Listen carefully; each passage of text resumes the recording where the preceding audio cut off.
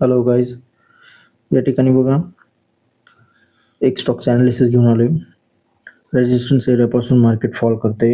हा आपला falling trend, ही trend line आणि ट्रेंड लाईन ब्रेक केल्यानंतर आता हा बेस बिल्डिंगचा पिरियड म्हणजे ॲक्युम्युलेशनचा पिरियड. या ठिकाणी बघा 57% मार्केट पडलेले आहे आणि इथे बघा त्याच्या आधी पण सेम एक कॉन्सेप्ट तयार झाली होती. बघा इथे बघा 58% मार्केट या ठिकाणी पडलं होतं, हा स्टॉक पडला होता.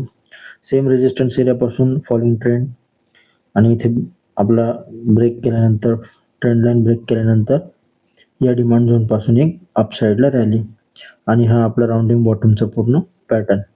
सेम इथे पण सेम स्ट्रक्चर या ठिकाणी बघा झाले. या रेजिस्टन्स एरियापासून बघा फॉलिंग ट्रेंड आणि इथून हा आता बेस बिल्डिंगचा पिरियड, हा ॲक्युम्युलेशनचा झोन. साधारण अशा पद्धतीने मार्केट या ठिकाणांवरती जाऊ शकतो, ह्या रेजिस्टन्स एरियापर्यंत जाऊ शकतो आणि हा आपला जो आहे राऊंडिंग बॉटमचा पॅटर्न ठिकाणी फॉर्म होऊ शकतो. फंडामेंटली आणि टेक्निकली स्ट्रॉंग आहे कंपनी आणि त्याच्यामुळे हा पॅटर्न या ठिकाणी वर्क होऊ शकतो. स्टॉकचं नाव बघून घ्या, गोदरेज प्रॉपर्टीज.